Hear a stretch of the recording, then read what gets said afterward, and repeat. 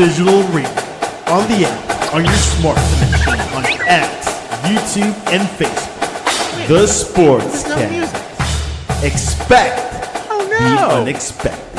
They don't have music anymore. The Donut Bag presented by the Sportscast.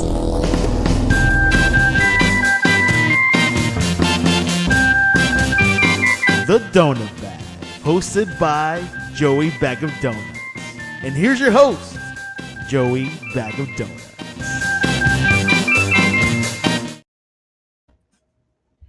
That intro is like you have a marching band.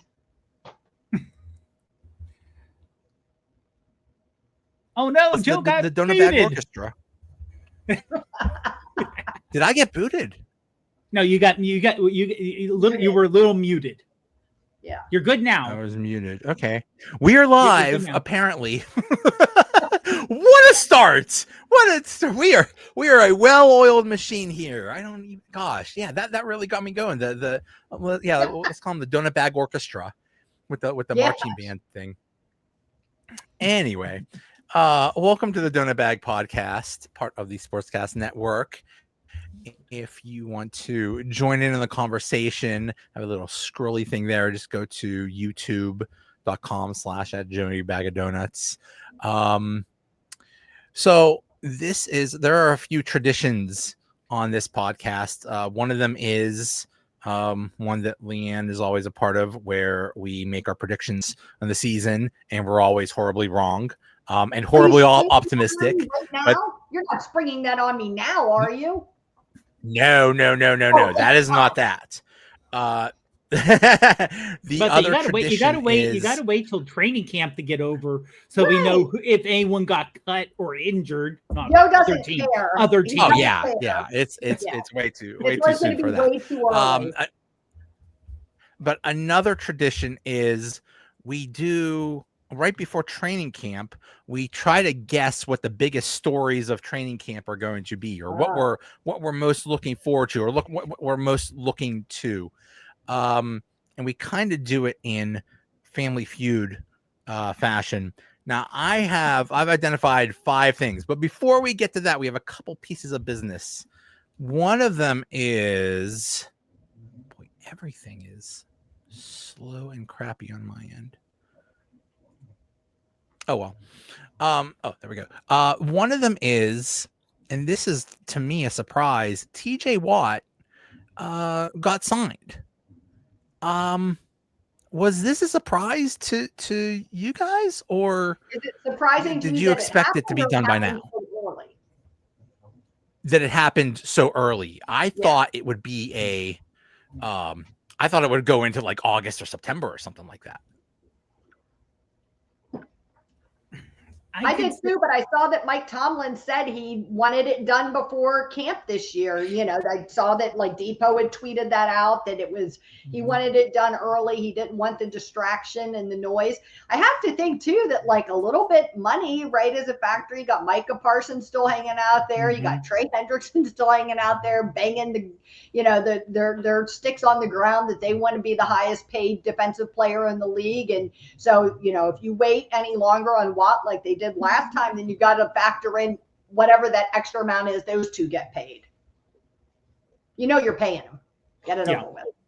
Yeah, and especially since you have a cowboy out there, so you have crazy Jerry Jones, who literally will do crazy, stupid stuff contract-wise. So you don't know, we're going to give him 5 years. We're going to guarantee the whole thing. And then all of a sudden, TJ's like, so he got 5-year guarantee. I want 5-year guarantee. And it's like, no, that's not good for the Steelers. So yeah, getting it done. Like I said, I'm still shocked it was done now, because TJ could have literally said, I want to wait to get more money. But I hate to be that person, but whether you're getting 41 average a year, 42 million a year, 43, does it really matter at this point? Other than bragging rights for the next like 3 weeks while you're the highest paid non-QB until someone else gets it? The guy who's the pastor for the Steelers, Pastor Rung, tweeted out that, like, however you feel about TJ's contract, somebody else is going to exceed this really quickly, right? Like he's not going to stay the highest paid player for long. He didn't last time. He won't this time, right? That stuff doesn't last. It's more about like, to me, it feels more like a respect thing. Like, you've got Myles Garrett got paid this. You got Max Crosby that got paid this. Right. And here I am right in the thick of things with these guys. And you need to show me the love. But I kind of wonder if, there was rumors last time that TJ was done with the negotiations, done with the bickering back and forth, and went ahead last time and just closed that contract. So I wonder if this time, we just said, like, I don't want all this drama. I don't want all this chaos. Like, look, I'm happy enough with this deal. Let's just get it done. Maybe he wasn't being so greedy, and maybe the Steelers recognized his worth and it just made it happen faster. I think that's exactly what happened. I think that's what happened both times. The previous time, now it did go until, late August, early September or something like that. But I think at some point at that time, TJ just said, okay, enough of this. Let's just, okay, whatever your offer is, just take it. Even though maybe his agent was like, no, let's keep going.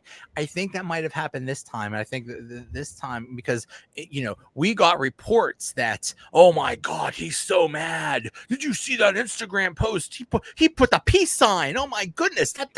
Oh my God, that's a declaration of war, and it seemed that it was going to be nasty or whatever. He didn't show up to mini camp, and it's like, oh my goodness, what? And then all of a sudden, the good signs, because I think you're right, LeeAnn. I think he just said, enough of this.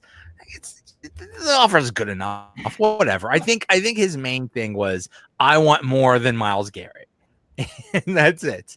I got more than Myles Garrett. Yeah. Okay, we're good. Just make the numbers work so I have more than that dude. Whatever happens. And the fact in the next 3 years, he's making almost as much as his big brother did in an entire 12-year career. Yeah. Crazy. That just really shows like the phenomenal level at which, like, the rapid rate in which players' salaries have increased over the past decade. I mean, it's just like absolutely sky high. We were talking about it, my show right before this, that like in the 70s, guys had to work second jobs, and now TJ's kids won't even ever have to work. You know what I mean? If they don't want to, like, it's unbelievable. People are saying, well, they should have traded him, or how can you pay someone this much, or he's making way too much.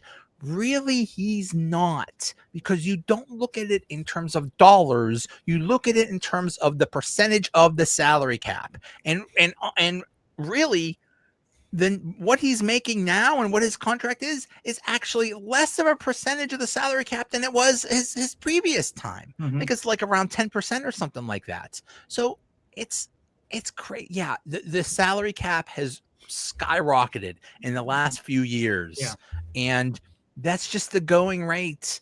And we're only doing this because we don't have a quarterback.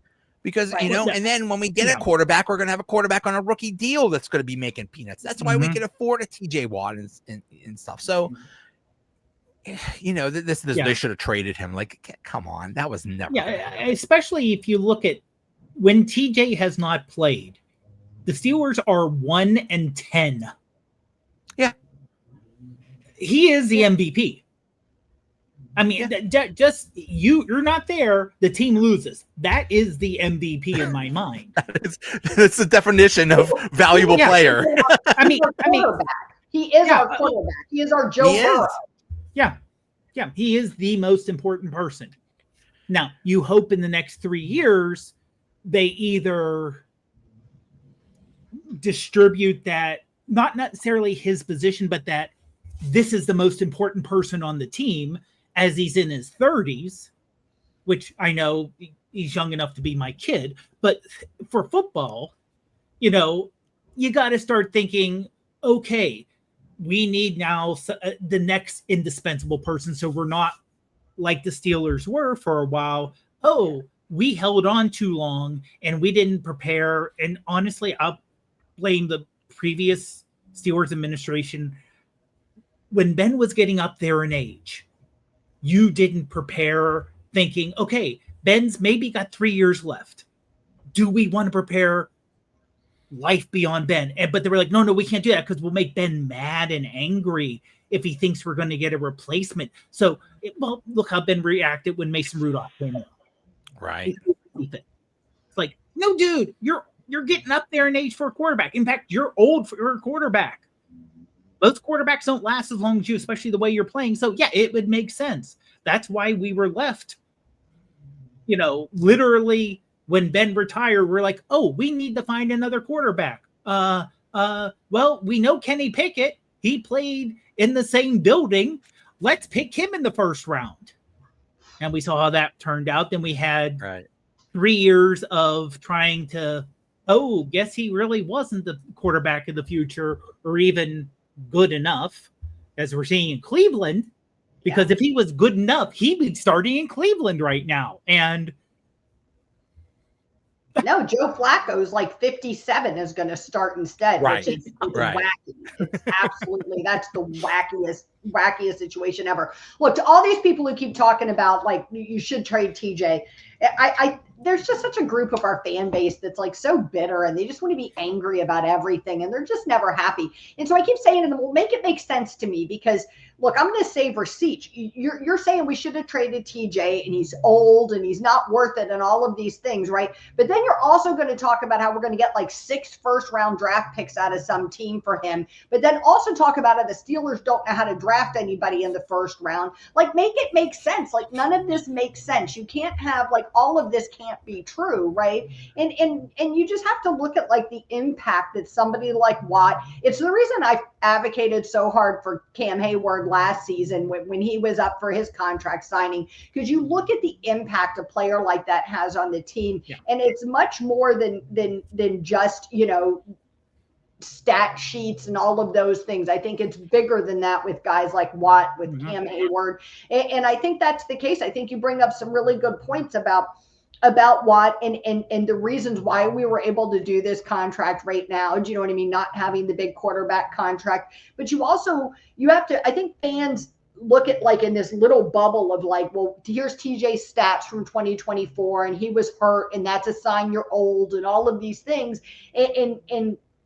And then think that we shouldn't be paying him. But they totally missed the boat that this is the league. Like, this is what's happening in the league. Like, we're not doing anything unusual. We're not Jerry Jones out signing some wacky contract that makes no sense to a player that doesn't deserve it, or like the Washington Commanders have done in the past. We're not doing that. We're right in line with what's the norm in the league right now. So if you have an issue with like the amount of player contracts, like that's a different conversation than Watt. And Watt shouldn't be punished because you don't think it's fair that he makes $40 million a year or whatever, right? Like he's gonna, if you were at work tomorrow and your boss was like, oh, we're gonna pay Joe $10 less an hour than everybody else that works his same job in this company because we just decided arbitrarily we shouldn't do that or that's too much, you'd be like, no way, get the fuck out, like get out of here. I'm not doing that, right? Like, why would Watt put up with that? Why would Watt put up with getting paid less than everybody else when he's somebody who consistently ranks at the top for his position? Yeah, because they, like you said, Dave, did not adequately prepare for Ben Roethlisberger's, leaving or retirement. We've basically had crappy quarterback play for like the last 3 or 4 years, and yet we keep winning or keep, above 500. Why is that? Because of defense. And why is that? Because of defense? Because of TJ Watt. TJ Watt, I wish I had enough time. I was going to go through every game last year and see how many games did TJ Watt, like a TJ Watt forced fumble or a sack or something like that, basically turn the tide in the game. And, that's how the Steelers have won. They've won by one score like a billion times because, and TJ Watt is a big factor in that. So yeah, don't tell me he's not important or he fades or something like that. Yeah, that's another issue. And I think the whole team fades. And I think that's on Tomlin, but he's still valuable. Yeah. Well, and honestly, one thing about the team fading, I think part of it last year was the schedule, because you can't say, well, they played the Ravens twice and then the Chiefs and the Eagles. yeah, you're, best of circumstances, you're coming out of that. Not even, I wouldn't say 50-50. You're going to be losing more than you win just then. And then you got, things happen at the end of the year. People get injured. Rookies run out of steam. Yeah. And given the fact that we had a rookie center last year who And did guard. good, I mean, he did not play like a rookie center. Yeah. You figure, yeah, okay. And I think there are people, and I don't know if they're younger, as in their 40s maybe, or they never experienced really down Steeler football. They remember, exactly. They remember the 90s, maybe the end of beginning of Cowher. They've had Cowher and they had Tomlin, and that's all they've had that they can remember. Well, their childhood was Super Bowl after Super Bowl for a little while there. Yeah. With Stanley Cups thrown in. Yeah, that you didn't deal with Cliff Stout, David Woodley, Mark Malone. Malone. But he wasn't that bad. He wasn't horrible. I don't think he was adequate. Mark Malone was adequate. Mark Malone's biggest problem was he took over after Bradshaw, and they didn't draft Dan Marino because they had Mark Malone. They thought we have our quarterback. We don't. Also, he sucked. I think that was another problem. Wait a minute. Remember though, in '84, they made it to the AFC Championship game and lost to the Dolphins and Dan Marino. But they made it to a championship game. They didn't. It wasn't like the Pirates' decade. Oh, suck. It was. Especially after 84, like the last of the Super 70 Steelers retired, then it was like, yeah, we may get lucky on this game, but generally we're below average. When Bubby Brister is your highlight quarterback. But a lot of people haven't experienced that. I love Bubby. We need to celebrate Bubby Brister. That guy was awesome. But I'm saying, but he was the highlight of the decade. That was bad. He was the highlight. You got a bad decade. But Bubby was not a high level quarterback. Okay, as a personality, he was amazing. But he did some like highlight parts there. But I think a lot of people just have not experienced that. Oh, this year we're going to be below average, and next year we're probably going to be below average, and there's no hope of getting better. And at least now I feel that there is a plan. Whether it's going to work or not, I don't know. But I feel there's a plan now. It's hard to complain about an off season as aggressive as this one has been. Like nobody can say, true. And we've had other years where you can say like, man, we were in bad shape last year. We didn't win a playoff game last year or whatever. And we went through this off season, and what did we even do? Like some okay draft picks, and sometimes not even that. So I think that this year, like, you never know how it's going to shake out, right? You can't grade it until it's over with. But if you're looking at it on the front end, you certainly can say, well, like you said, that they tried. Nobody can say they didn't go out, like, look at the problems we had last year and say, how can we change that for 2025? In most teams, the DK, if most teams traded for DK Metcalf, that would be like the biggest thing they did that offseason. And for the Steelers, that was like the fourth or fifth biggest thing they did. But for us, normally that would have been like, I mean, when that happened, people's minds were like blown. They were like, we don't do stuff like this. Now you're just like, oh, that was, like you said, like, the ranking of crazy things we did this season, that wasn't the craziest. Yeah.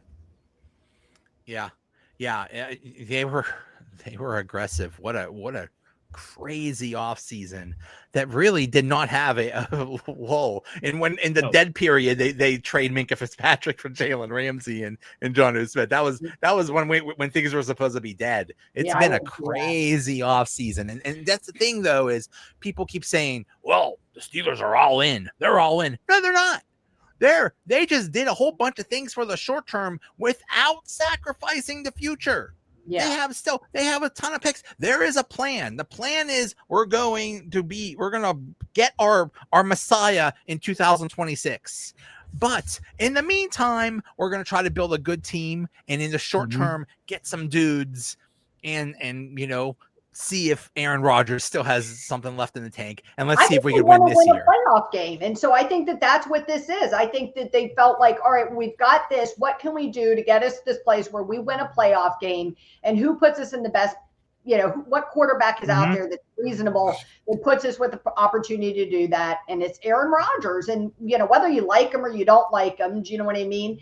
Out of a bunch of mediocre choices, he was probably the best one. We already saw what we could do with Russell Wilson and Justin Fields. Why would you invest a whole bunch of money in Justin Fields when, like Joe said, you're going to go into 2026 and look for a rookie? I mean, I think I think it makes a lot of sense. So maybe they're not all in on a Super Bowl, but I think the Steelers go into every season thinking we could win a Super Bowl this year, and with what we have, how do we get there? And so I think that's always their mindset.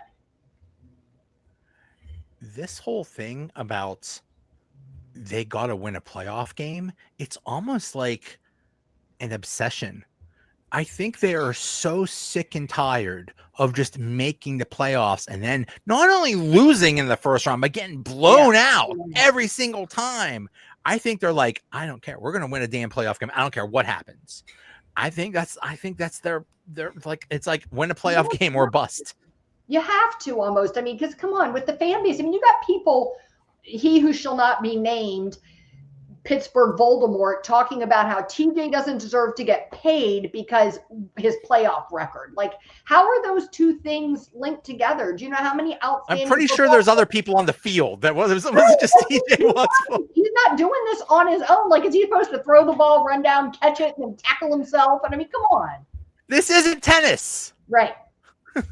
It's not an individual sport, people. Like swimming, any of those sports. Like, come on. He's not doing this on his own. You can't hold him responsible for the fact that we haven't won a playoff game. In fact, if you ask me, I would say he was the least of our issues in that bad stretch last year.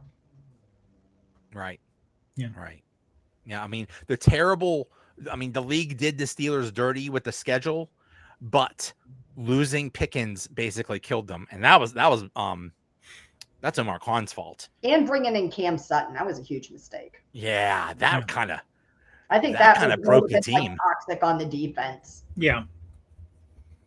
Yeah, I know they like to bring in people they're familiar with, but there are times you're like, okay, we're familiar with them, but maybe Beanie Bishop was not doing hideous. Mm-mm. He was good last year. He wasn't. Ask Aaron Rodgers. Exactly. Right. But Beanie was not. He was at least adequate, if not a little bit better, especially for an undrafted rookie. Go Mountaineers! Threw everything off, like everything, the communication, like all that stuff went downhill when he came in. Maybe it's a coincidence. In theory, that was a good idea to bring him. In execution, it was a disaster. Yeah, and you know what? It happens. My theory is when you lose time to something that's not an injury, things go bad. Look at Le'Veon Bell. He lost the whole year, and then when he came back, he was crap. It seems like because I think you have to be at a certain level of preparation, like your whole life, and then when that gets broken, then things go wrong. So I don't know. All right, moving on to more important news.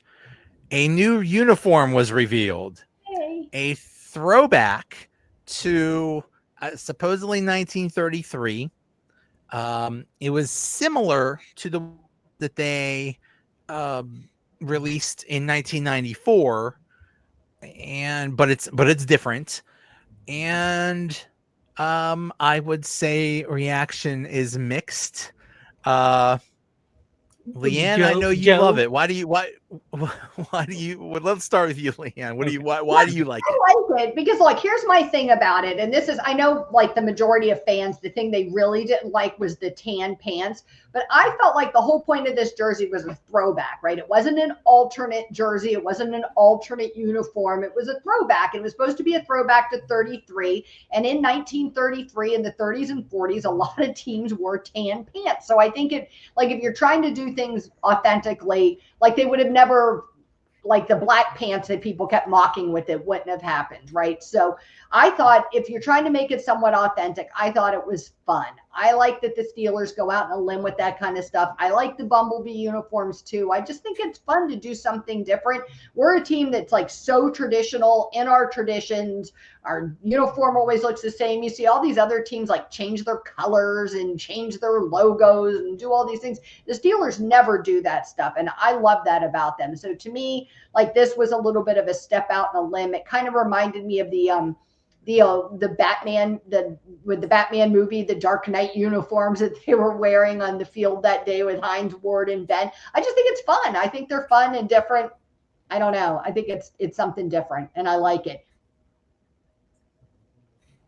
Well, and I'll say this now, in honor of the new uniforms. Oh, I don't know if it'll come up. I got tan shorts on. You're wearing tan pants. I'm wearing tan pants. I'm wearing tan pants. I was gonna wear khakis also. But the tan pants, I don't mind the tan pants. I know, like you said, a lot of people, I don't mind that. It's what I don't like, and this is purely aesthetic, and this is, I know you want to replicate what it originally looked like, the lines stopping where they do. Yeah. They look like they stop around the belly button. If that's the lines went in a really bad place. Yeah, I mean, it didn't. I you know what? If you look at the throwback, the shoulders were a little different for the 94 throwbacks. Yeah. So they had like a shoulder line. Now they lost. If they would have had the lines go all the way down, and maybe had something around the bottom to like frame it, make it close. But and I think we talked about this beforehand. The 94 throwbacks had the large city shield and the small numbers, but now they require large numbers in front. So that, honestly, I think that messes up the look too, having those large numbers covering those stripes. If they could have done maybe one stripe, or worked with the stripes differently somehow. I don't know how exactly, but something a little different. Here's what drives me crazy, and this is just one of those like OCD things. The number on the front is white. The number on the back is black. Yeah. It's called a uniform, people. Let's make it uniform. And the fact the back is a plain yellow. Yeah. It's not gold. It's yellow. Okay. With the black lettering, and the front has the black stripes. I wonder if the stripes were also somehow on the back, so it would look symmetrical. That would make a difference, because it literally looks like, okay, this is the front half, this is the back half. We have two people different design it, and now we're going to smush them together without figuring out, without the person who designed the front talking to the person who designed the back. Right. It's like there was a front of the uniform team and the back of the uniform team, and then they never talked to each other. Mm-hmm. Now, I do like the gold helmet. I like the gold helmet. Oh, yeah. Those are pretty.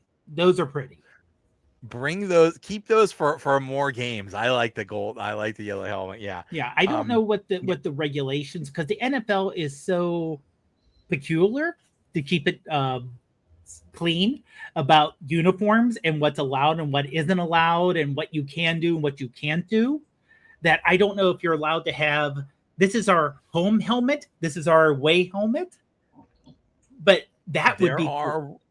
Rules, and they did relax those rules so that you could have something like a yellow helmet, right? Only for alternative. Yeah. So I don't know how that all works. We won't get the 1979 Pittsburgh Pirates, where there are 20 different uniform combinations they could come out with, whether home or away. We're not going to have that option with the Steelers. No. Oh man, yeah, those 70s. Ooh, those are gorgeous. Yeah. Love that. Love that We Are Family thing. Mm-hmm.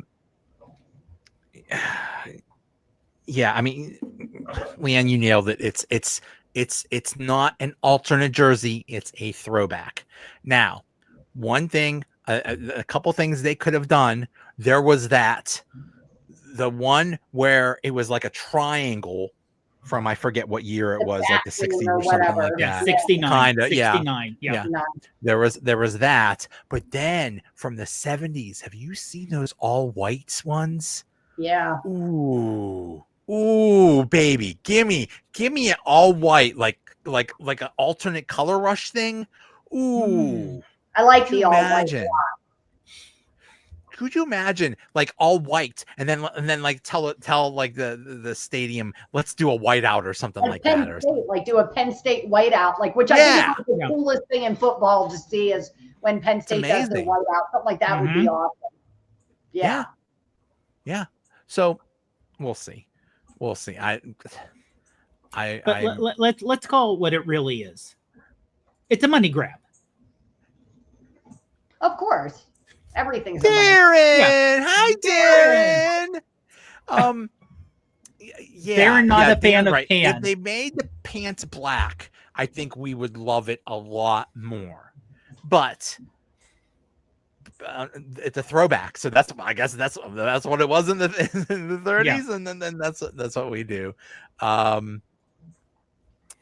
is that? Yeah, black. Okay. Bring back the block letters, the block numbers. Yeah. It's time. Darren, you could come on right now if you want. Come on down, man.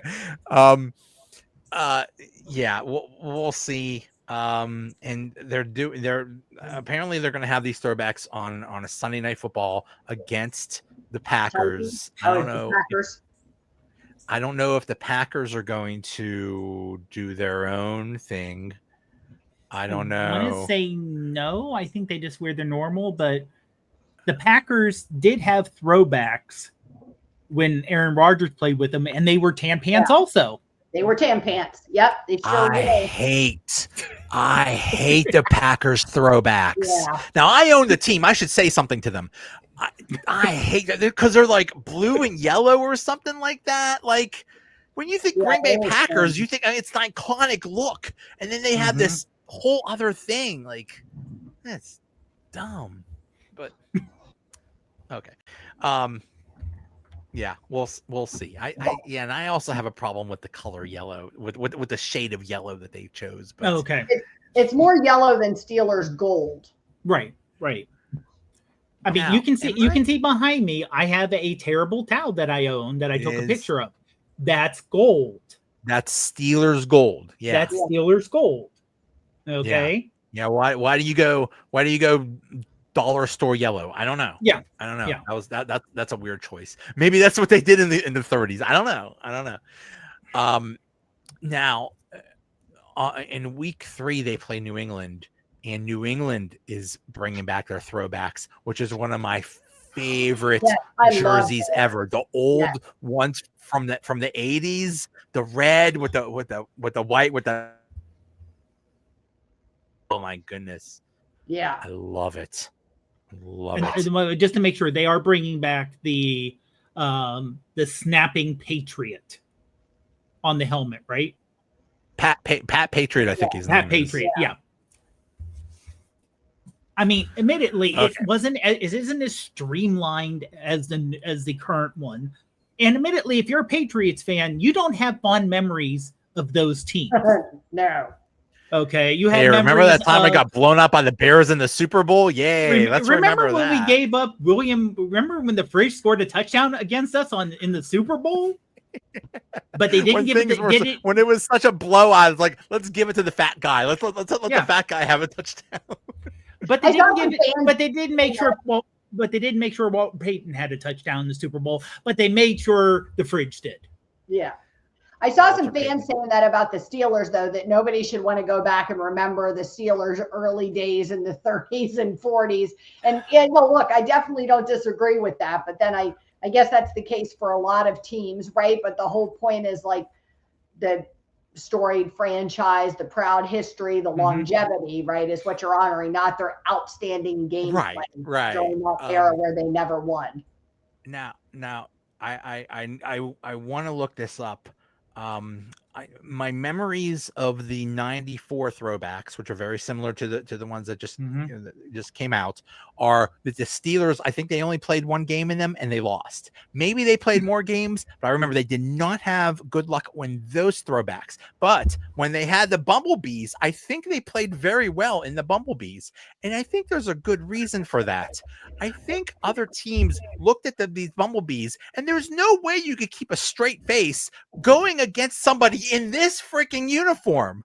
How do you line up against this and not just bust out laughing? That's probably why the Steelers won all those games as Bumblebees. I mean, look at this. This is ridiculous. The big guys in the Bumblebee uniforms, like the offensive linemen, because I mean, anybody knows that like horizontal stripes are not the big guy's best look, but like, let's put 350-pound men in horizontal stripes there. That's just cruel. That's just cruel. At least these new throwbacks are vertical stripes, so a little bit more thinning. Yeah. But yeah, put fat people in horizontal stripes is just cruel. That's just not fair. All right, so now the off-season shenanigans are over. Crazy offseason that was. Now we're on to almost real football. Training camp starts Thursday. What are we? I've identified 5 things that we should really be focusing on this training camp. What do you think one of them is? 5 things we should be focusing on, or 5 things they will be focusing on? Either. Well, number one is easy, right? Aaron Rodgers. What's the number one thing we're all going to be looking for? Yeah, we're all going to see Aaron Rodgers and everything. Exactly. And it's like, oh, he's not playing today. Oh, he's practicing today. Oh, he's doing this. He's talking to him on the sideline. He's talking to Will Howard. He's talking to Will Howard 3 minutes longer today than he did yesterday. What does that mean? Well, there's definitely going to be the Will Howard looks so good. He should be our starting quarterback. Like, that's coming. He'll throw the ball 3 times with no pressure, no defense, and no pads, and it'll be that he should be our starting quarterback. That's definitely coming. Listen, I'm no one to judge anybody for any reason. However, if you're keeping training camp stats, there was somebody that was keeping mini camp stats. Just you know what? Just don't. You need a hobby. You need take up crochet, take up something. Touch grass, as they say. Go out and touch. Go out to training camp. Go out to training camp. Make sure you're hydrated, because it's going to be stinking hot. But make sure you're hydrated. Get your sunscreen on and touch grass out in Latrobe. If you go to Latrobe, you're going to be touching lots of grass, because usually the bleachers are filled. So you got to go sit on the lawn and bring a blanket, because you'll be eaten alive by whatever the heck bugs there are up there, and whatever the heck they are. You better bring a blanket. But yeah. You could touch plenty of grass there, but don't keep stats. And come on, people. Yeah, we're all going to be focusing on Aaron Rodgers and every little thing he does. And it's funny because Aaron Rodgers is like the sun. He is like brighter than anything in the galaxy. And we're going to be focusing on everything Aaron Rodgers does. Like, some player can like run around naked or something like that, and we're not even going to notice, because we're all going to be looking at Aaron Rodgers. He's going to suck all the attention. And I kind of wonder, will this help some people though? Because who's talking about the first round draft pick? Right. No, we didn't have a second round, but who's talking about any of the draft picks this year? Our starting running back will probably be the guy we took in the draft. Yeah. Yeah. You know, our number 1 draft pick will be probably a starter on the defensive line. You know, Nobody we're cares. going to have multiple starters from this draft class. No one's going to be talking about them. Nobody cares. You know, Yeah. I would say the other thing people outside of Aaron Rodgers they're going to talk about how much TJ Watt is practicing and what he's doing. Right. And in my mind, for both TJ and Cam, you know, minimal. Yeah. Let him do minimals, especially Cam, the quote unquote old man of the defense. Let him make sure he rests up. You know, when you get to a certain age and you play football, I never played football, but once you do athletic stuff long enough, the little niggling injuries add up where, you know, you may have stepped on something wrong. And if you're 25, no big deal. If you're 35, that makes a big difference. Take it easy on the old guys. Take it easy on the veterans because we know what they do already. But theory, people are going to be talking about that too. My theory is that Tomlin works the players too hard in training camp.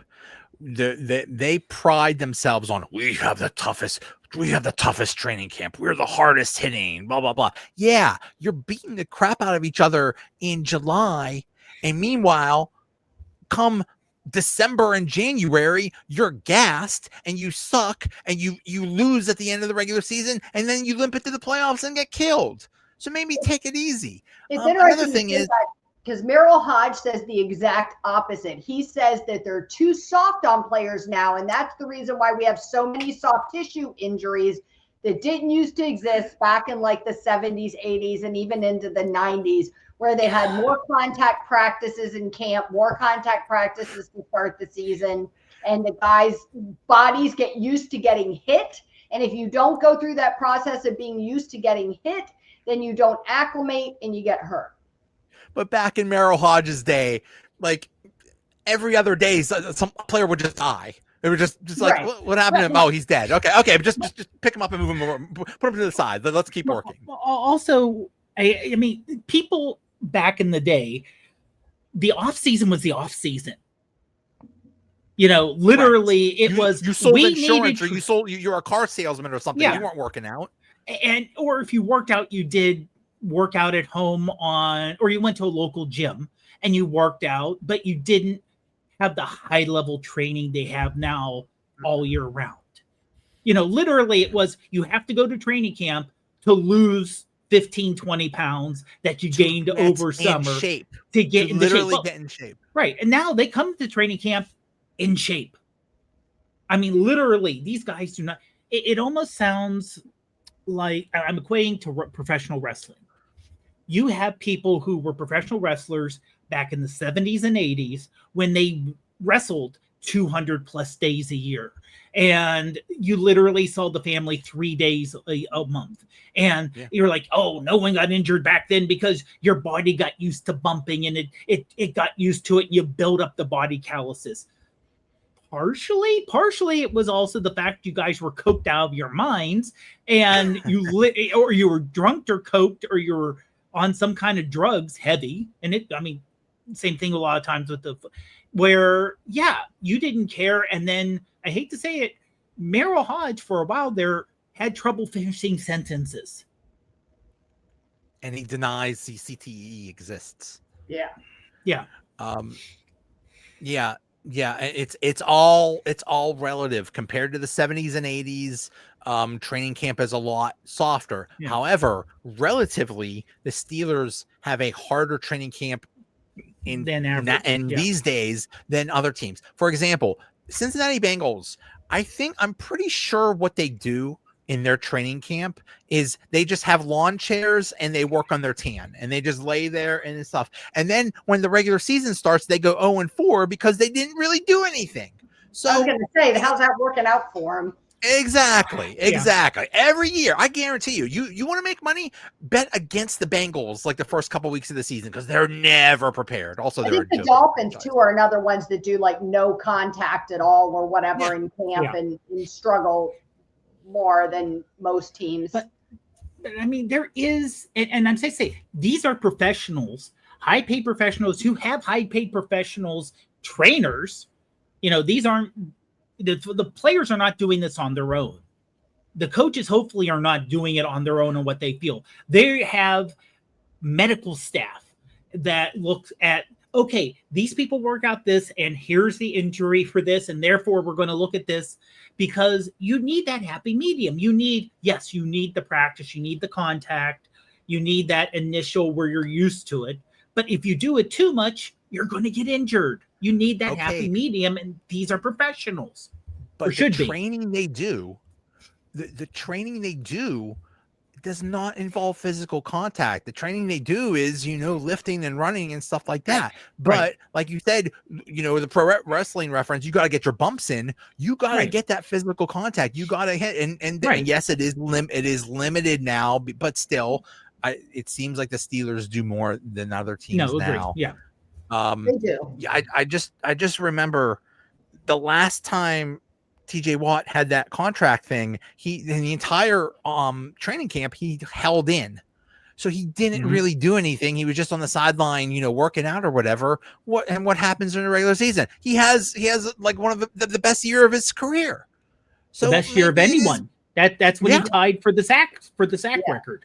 Yeah. So I think those veteran guys, though, hold back. Do you know what I mean? I think in camp or the big hits and stuff, you see a lot more of the younger guys getting those hits in against the younger guys. Do you know what I mean? Maybe it's to get a sense of the NFL. I mean, I feel like the past couple of years we saw a lot of Joey Porter and some of those younger guys out there, Trice and those guys out there.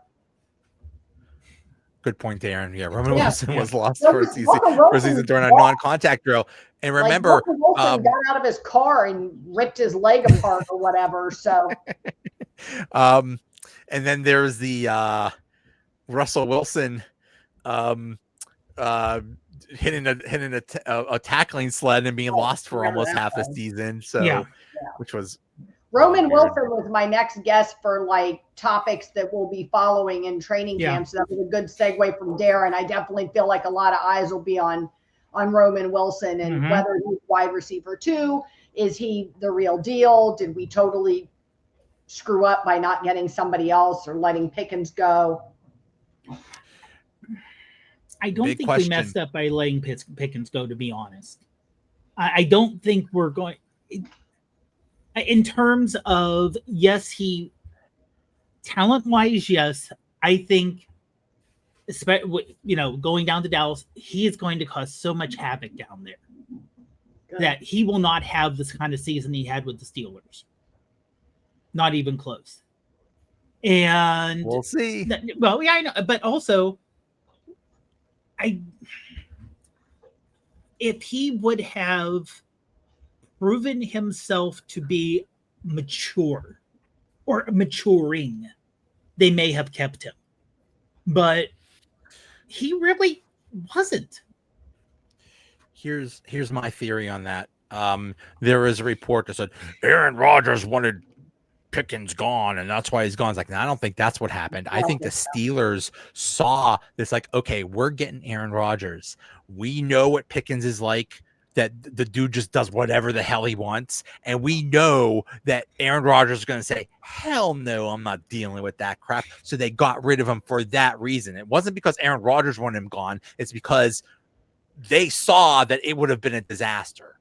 Also, all the crap that he pulled for the past 2 or 3 years of his career, and showing up late to games had to be the final, one of the final straws. Not just the crap he pulled, but escalating crap, right? Like we 2 years ago, we all blamed Deontay Johnson, and it's his fault. He's a bad influence, and he's going to leave, and then Pickens is going to be fine, and then Pickens is even worse, which makes you wonder, maybe Deontay really wasn't like the major problem after all.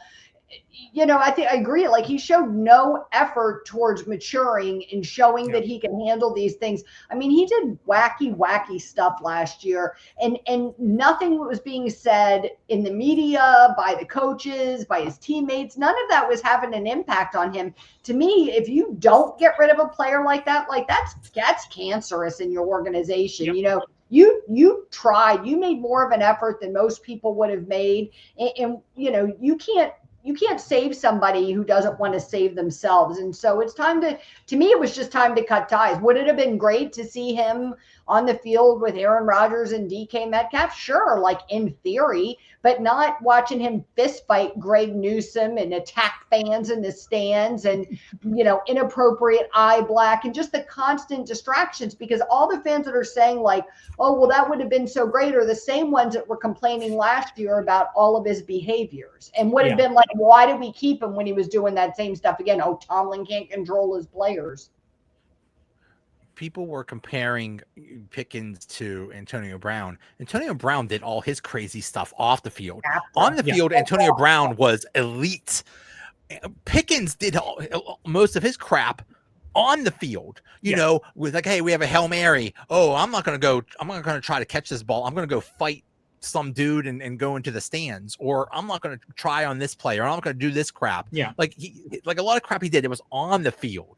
The one thing you can always say about Antonio Brown was that he wanted to be the best, and he did like everything in his power to like be the best wide receiver in the league. He was not going to sacrifice, worked hard. Where he could get the ball or attempts to get the ball. He was not going to do anything that would jeopardize people throwing him the ball. The worst thing he did on the field was demand to get the ball more. Yeah. And that's everything. The five catches, 50 yards streak, whatever the crap was. The made up streak. But like you said, it's like the touchdown against the Ravens he had at the end of regulation, where Antonio Brown got the ball on like the half-yard line. There were 3 Ravens there, and he stuck his arm out while he's getting mauled by defensive players. And it's like, if he doesn't, they're going to lose if he. It's like, he's doing the extra. He literally willed the team to victory with him. Yeah. And I hate to say it, the hit by Vontex Perfect in that playoff game against Cincinnati, you kind of wonder, was that, and I don't want to say CTE, I'm just saying, as bad as he got hit, I mean, he was knocked beyond for a loop, And it's a shame. It was like after that happened is when he really got worse. That guy should be in the Hall of Fame. He should be in the Hall of Fame. He should be honestly, I mean, we can say not as part of a team, but as an individual wide receiver, in terms of pure talent, he's definitely top greatest 4. Steeler. Easy. He could be the greatest Steeler. He could have been the greatest Steelers wide receiver in history, bar none, without a doubt. Yeah, now you could say he's definitely top 4. Yeah, I think sometimes you're a little bit wacky and then something happens. Do you know what I mean? So whether it's that hit from Perfect, whether it's fame and fortune, I don't know. Do you know what I mean? Maybe it's a combination of all of it. He definitely was already a little bit wacky. Like I remember when he was like his second year, he didn't own a couch because he just rode a bike while he watched TV in his living room. Like that's not stuff that like most people do. Like, you applaud the dedication, right? But like, come on now, everybody's got to take a break sometime. Like that's not normal, so there was wacky stuff, but we loved it because it benefited the team, right? Yeah. It didn't distract from the team. It didn't distract from the team. It didn't cause issues. Exactly. But then it starts to, and then you see him go totally off the rails when he leaves Pittsburgh. Yeah. My prediction on Pickens is he will at least start out or have like a game or two where he's awesome and we're like, oh my God, we regret getting rid of him. And then he's going to do his regular crap and probably get kicked off the team or suspended or something like that, because no other team is going to put up with that crap. Well, Jerry Jones will talk crap about him in the media like, oh my God, no other. Look, so like Mike Tomlin won't say anything. Jerry Jones will put it all out there. Look what Jerry Jones is saying about his own players, about Micah Parsons and Dak. It's like, well, I don't want to pay him because they get hurt. Like, those are your own people, dude. Right. Yeah. Those are your star players on your team. It's like, people criticize the Steelers. Like, God, at least we don't have Jerry Jones as a freaking owner or that idiot in Cincinnati. My God. But the questions, I mean, the big questions about the wide receivers is, who's going to be wide receiver 2? How much is Calvin Austin going to play? How much is Roman Wilson going to play? And is the wide receiver 2 on this team right now? Are they going to go get somebody? I think they are. Or are we considering a tight end wide receiver 2? Yeah. Are we going to run? Are we going to run two tight end sets or three, and have one guy? Just okay. You're basically, even though you're tight end, you're basically extra offensive line, and we're having two tight ends as wide receivers, and then we're having DK out there and a running back. All I want to see is you have a gigantic human as a tight end. Just throw the ball to the gigantic human. You have Godzilla on your team. Use him. Take a few steps. Turn around. Put your hands up. Nobody can stop you. He doesn't even have to how have we not figured this out? Right. He doesn't even have to leave the ground. Well, I would say last year, we know what the problem was last year. A tight end normally is in the center of the field, and we did not throw to the center of the field. So this year, I think there's hope. He was too short to see the center of the field, so that's why you don't throw to the center. True. But now because you don't really want the tight end in the corner. He doesn't have the speed to get the. But in the middle of the field, that would be perfect. Yes. Oh, it's 3rd and 5. Okay, these guys, you got Washington. Go boom. You go 6 yards, turn around, catch the ball. Boom. That's it. And it doesn't even matter if you get any more yardage. Just get beyond the sticks, turn around, catch the ball. You're going to have a linebacker who's smaller than you trying to stop you, probably unsuccessfully. So, yeah. But no, I could they pick up someone? I think so. That's a good question, Darren. Yeah. Is Connor Hayward going to make the team? I think at this point, Connor Hayward is just a special teams guy, and hopefully he's good at that. Hopefully he's not just on the team because he's somebody's brother. I don't know. I don't know if this is Derek Watt 2.0. I don't know, but I don't think he's. I think that's it. Well, that's basically what he's relegated to in the NFL is because he's just so small. He's not big enough and he's not quick enough. I think Connor Hayward is just a special teams guy, and there's nothing wrong with that. You could be a special teams specialist, but yeah, I don't think. What's that? Yeah, I said, look at someone like Killebrew who's made a whole career out of just excelling at special teams. There you go. Yeah, there you go. You could be a good special teams guy. Yeah, yeah. We already touched on this, but yeah. Well, how is this running back room going to work? Is it going to be Jaylen Warren? Is it going to be 50-50? Is it, because all we hear about is Caleb Johnson is like, oh my God, he's so good. Oh my God, he's like, the sky is the limit as far as potential for this guy. How do you think it's going to work out, at least initially? Honestly, just the way that admittedly Tomlin's gotten better with playing rookies, but he still doesn't like to play that much. So, yeah, I mean, I could see him being held back early on and then, or maybe, being held back a little bit. And if he shows that he has this great vision that they talk about, similar to Lev Bell, where he can see the field, he can pick the holes. It isn't just, it works better. And he fits the blocking scheme better. Then they may hopefully say, okay, you're doing good. We're going to give you more carries. I mean, all we know is that we will not see any sweeps for Najee or any tosses to Najee to go wide. The only thing Najee is tossing is fireworks into his eye. Poor Najee.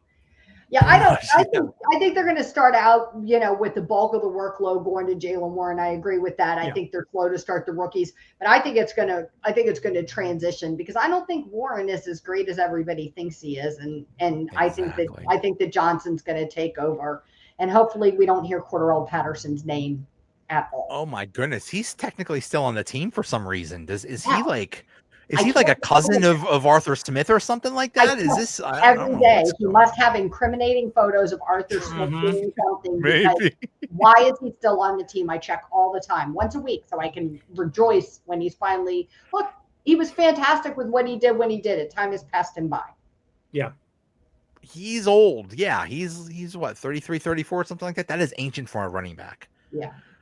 The main thing that a rookie running back has to prove is, do you know your pass protection? Because the one time, all you need to do is mess up one time and get the quarterback killed, and that's it. You're riding the bench, buddy. So all this talk about Caleb Johnson, oh my God, he's going to be so good. Yeah, he has the potential to be so good. Also, he has the potential to make a rookie mistake and get sidelined. So It's a really good point, because there's a big leap from college to the NFL, right? So no matter how good you were in college, like this is a big step forward, a big change.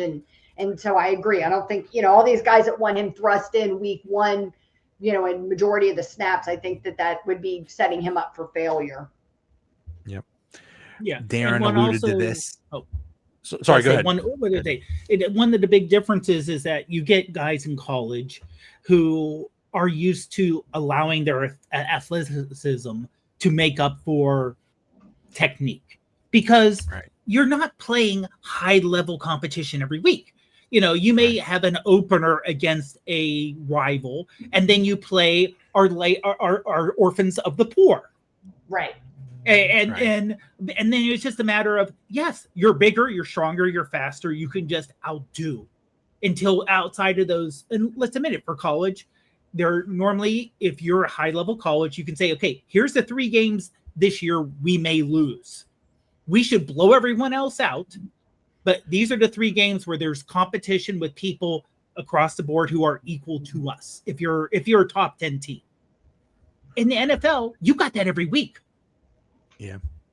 Even if you're facing a bad team, Cleveland, they still have players on there. Like, you still got Myles Garrett on defense, who is,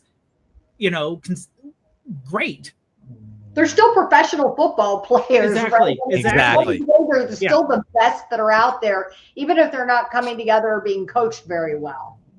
Every year they do the thing of like there's some NFL team that hasn't won a game yet. They're like 0-10 or something like that. People say, can this team play against Alabama or whoever, the Ohio State or whatever? They would destroy any college team. Yeah. Okay. Mm-hmm. Yeah. The worst NFL team is still better than anything any college can put out. Yes. But one thing that makes me very optimistic about Caleb Johnson is he played for Iowa, and Iowa had the worst passing offense ever. I don't even think they attempted a pass. Mm-mm. It was really bad. So their opponent knew that they were going to run every single time. And even then he still did well. Yeah. So that gives me reason for optimism. I have a feeling that the Steelers got quite a steal in Caleb Johnson. And so that's something to be excited about.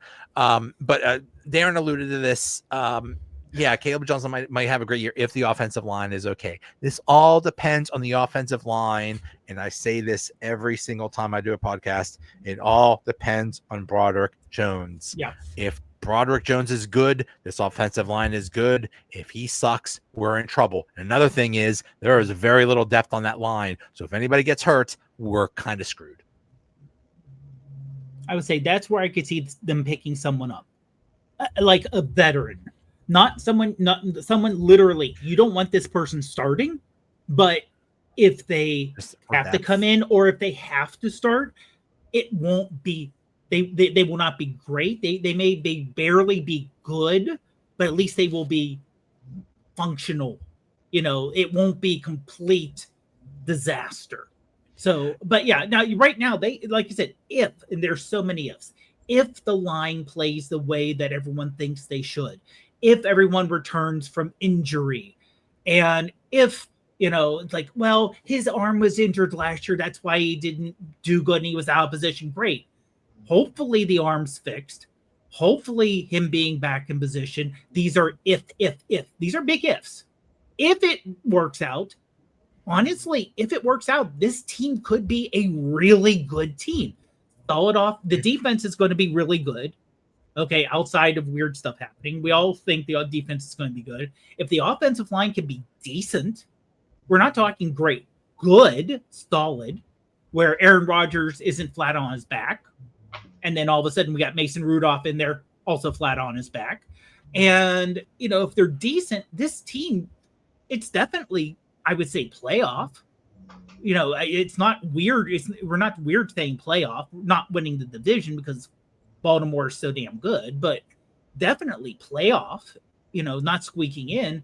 But there's a lot of ifs. It's like, oh, he didn't progress year 2 like everyone thought he would do. Oh, we're in bad shape there. We're screwed. We're thin. We're thin. But I think that's a lot of NFL teams these days. You're thin a lot of places that are crucial. Offensive line, we're thin. We're not. We have depth on the defense. We have a little bit more outside of TJ Watt. We have a little bit more interchangeable parts, but the offensive line starters have a possibility of being good, steady. There's no backup in. You can't say, well, if this guy isn't good, our backup can at least be. I don't feel confident anywhere on the offensive line where you could say, well, the backup will be a drop off, but it won't be a disaster. It'll be, if it isn't a disaster, it'll be a shock. I'm trying to be optimistic, but from what I hear, it's one of those things. It's like, hey, buddy, Dave, you alluded to, when you're in college, you have your natural ability and you can just get by on that. You can't do that in the NFL. And Broderick Jones has to learn. It's like, hey, buddy, if you want to stick around in this league, you want to make millions of dollars, you better shape up. I think people forget Broderick Jones didn't play a lot of college football. Like, he played for Georgia, and he's even talked about it. Like, the guys he played with, like, cream of the crop, like the best that are out there, right? He played alongside them. So if he wasn't great on his snap, it's okay because you've got all these other really great guys. And like you said, you may be going up against like Southern Kentucky, Eastern University or whatever, right? Yeah. And so it maybe doesn't show up as much if he's not at 100%. I think it was Darnell Washington that talked about that a lot, that when you play at a school like that, not you take a playoff, but if you have a bad play, it's not the end of the world. And then you get to the NFL and every snap matters so much. So I think, it's a combination of factors for him. I maintained his first year. I thought the changing sides bit was an excuse, but then, last year it continued to be an issue. So this is a make or break it year for Jones. He's exactly. I mean, if he doesn't, you're a bust, right? You're labeled a bust. Mm-hmm. Yeah. You'll be a backup somewhere. Yeah, and the problem is if he's a bust, we know they're going to draft a quarterback in the first round next year, and they're probably going to have to give up draft capital to move up. So there's not going to be. We're not going to draft in their offensive lineman in the first round next year. We may not have a second round draft pick next year because we may have to trade that away to get up into the top 10. So if these guys don't work out, I don't know what your backup is. Yeah. I think Sartan is going to be fine. I think he is very good. You know what I mean? So as long as he's healthy. It's just funny because we talk about Broderick Jones and he didn't play that much and blah blah blah, but everybody says Fautano, he's already awesome. Like, well, he played like a few snaps. Like, well, how do we already know? But like the way people he played more in college. Like he was better coming out of college than Broderick Jones was coming out of college. You know what I mean? Like I actually thought, I don't know, Broderick Jones, like that was where he was picked. You know what I mean? We needed him. He was probably the best guy there at the time, but Well, he was based on his size, right. And it's like, you can't teach that size. So he's potential, he has ideal tackle size. So let's get him. So I get that. Like you said, a lot of people said he was a project. Do you really want to take a number one pick as a project unless you're like Kansas City now or Philadelphia or like, we could take a project because, if it doesn't work out, we're still Super Bowl contenders. But like you said, it was like there wasn't anyone else that would match. Yeah. Right. But, you've got a project. Can his ego handle it while he sucks for 2 years and everybody's like attacking him and he's no good? Like, do you know what I mean? So I don't know that part of Broderick Jones. I'm hoping Mike Tomlin does and feels confident that he's got the chutzpah or whatever to be able to handle this and shrug it off and get better and continue to play. If it doesn't work, then the Steelers should be banned from drafting players from Georgia, because Pickens and now Broderick Jones. No more from that. No more from that. Well, that's another good point. Sorry, go ahead. I would say I want to get this before we get to the end of the show, and I don't want to forget this. Congratulations to Max Starks on being announced to be the color analyst in the booth this year. I mean, big shoes to fill. Big shoes to fill. I mean, we need a bigger booth. Max is a big guy. Yes, Monty. What is Max Starks? Oh, look at the kitty. I know, What is Max Starks like 6'9" or something like that? He is a massive human being. Yeah, I met him at training camp one year, and he shook my hand, and like his whole hand wrapped 4 times. And I'm not little, like his whole hand wrapped around mine like 4 times. I'm like, wow. He's a massive human being. Mm-hmm. Now Max Starks went from the sideline. Now he's up there. So there's an opening for a sideline reporter. Hey, I'm available. I was going to say, Joe, that's for you. Sounds like it's perfect. Yeah, I'll do it. I would report things like I saw Aaron Rodgers picking his nose or something like that. I mean, I would really report on the important things. Really want to know. Exactly. Like I saw a Dee over there on the other sideline. She has a Browns towel in her pocket, like all the good stuff. Secret Browns fan. But yeah, Darren makes a good point. I believe there's 9 different starters from last year. There's a lot of new people, and this is a very important training camp because they all got to learn to work together. So very important. One more thing that we got to be looking for is the whole Jalen Ramsey thing, and how's this going to work? Is he going to play the slot? Is he going to be safety? Who's going to be safety? Is the safety on this team? I don't know. From what I hear, either Jalen Ramsey is going to just float anywhere or be slot, but somebody else got to be safety. I don't think the safety is on this team right now because you can't really count on Juan Thornhill. Well, I know Mike Tomlin said he liked the versatility of these guys like Jonnu Smith, do you know what I mean? Ramsey, like you like that versatility that those guys bring to the table. I think it's going to be a different safety look than Steelers fans are used to this year, and I don't think that that's necessarily a bad thing. I don't think it's a bad thing either because I think Minka was a major disappointment is a nice way to put it. I think the reason why they got rid of him was because he just wasn't good anymore.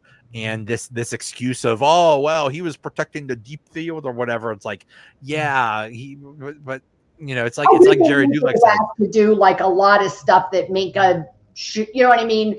Took Minka out of position, took Minka out of like the role that he's best served in and put other places to pick up for other people's mistakes. I think it trickled down to Patrick Queen last year too, where you're cleaning up for either other people's miscommunications, Cam Sutton, whatever it is. Do you know what I mean? I think that all of those things factored in to really hurt, the way that we used Minka. And I don't know. I mean, I kind of just felt like maybe it was just time to part ways versus that he's not any good anymore. I don't know. I hope he looks phenomenal with the videos he's put out. So I hope he does well. I mean, like I said, it's not. And for me, because I never played football, I know people can get beat in the secondary and it looks like it's their fault. But in reality, it's because another person in the secondary didn't cover correctly. And they're like, oh, if I go back, where are you? Why? You weren't supposed to be there. I let him go that way because you got him. Why weren't you? But I hate to say, but and we heard last year, communication. That could be part of it too. Maybe it wasn't, and it could be Mika has it talent-wise. It just wasn't clicking with the other people in the secondary. and there was something else going on. We don't know behind the scenes of all that stuff. Right. But that's why when that, when PFF puts out their things of like rating individual people, it's like, you really don't know. You don't know what the scheme was. You don't know if that person was covering for someone else. So like a lot of that stuff is irrelevant. Well, the coaches even admitted to some of that. Like Terrell Austin even admitted to some of that. It was the whole let's get back to Minka ball stuff and all that stuff. But then it didn't really happen because Minka can't play Minka ball. And, even heard Cam Hayward say it like at the end of last season where things were falling apart, like just do your job. Like if everybody would just do the job they're assigned, we wouldn't be having these issues. Well, that's bigger than just Minka messing up, right? That's multiple people not doing what they're supposed to be doing. For what it's worth, Patrick Queen said, by the way, the communication problems was not on Minka, but who knows if that's, but it doesn't matter. Just get rid of Cam Sutton, who I believe I think is still on the team. Yeah, get rid of him. Is he? So I thought it was one contract. Yeah. I thought it was only to the end of the he year. just didn't. Okay, so he didn't get released. They just didn't renew his. Yeah, okay. Well, also, I think the other reason maybe they got rid of Mika is his contract's up, and he's going to get in his next contract even more money, and they were like, "We're not ready to give you that kind of money. We're going to have to pay T.J. Watt." Therefore, we don't have money for you. And this upcoming year, we're not going to be able to use you, but maybe we can use, we can get a corner who can help out with press coverage a little bit more or a little closer coverage so we don't have to have great safety play. Yeah. We will see. We will see. It is going to be a very interesting training camp. And heck, we had lots to talk about in the off season when nothing was going on. Now stuff is actually going to be going on. We're going to be going crazy. So I'm so excited. Football's back and we're almost close to real football. Oh yeah. Yeah, it's happening. All right. LeeAnn, I know what is your podcast, and I know what all do you do? I know you do a ton of stuff. I am editing and writing for PFSN currently, so Pro Football Sports Network, and with our pal Allison Kohler, which has been good fun, been a lot of fun. And then I'm also doing a separate podcast called the Steel City Huddle with Zach Franciscus, who used to work with me at Steeler Nation. Cool. Darren, we miss you. I'm so happy to hear from you. Dave, you have a podcast too, don't you? Yeah. I'm actually on a couple. The main one is iPhoneography Podcast, where we talk about taking photos with your iPhone and the different techniques and everything else. I'm also on the Awesome Cast on the Sorgatron Media Network that talks technology. And I'm a loudmouth in the chat for the Wrestling Mayhem show, also on Sorgatron. You're a loudmouth in the chat on usually. Usually when you're not on, you're the one commenting. Well, that's kind of how I got started with the iPhoneography predecessor, Tiny Shutter. Was I was in the chat making comments, and they said, "You know what? Would you like to come on the show? Would you like to come on the show?" Hey, Love that dude, PFT commenter. I mean, literally, he was just commenting on Pro Football Talk, and he made a career out of it. So, yeah. That's sometimes that's all it takes. Yeah. All right, guys, thanks so much. Always love talking Steelers. I always love talking Steelers with you guys. Allison, you were supposed to be on, so you could have been a part of this. She has like something called a life or something like that. Yeah, she's a busy girl right now. Guys, thanks so much. Thanks for taking the time. I'll see you. See ya. See ya. Let's see.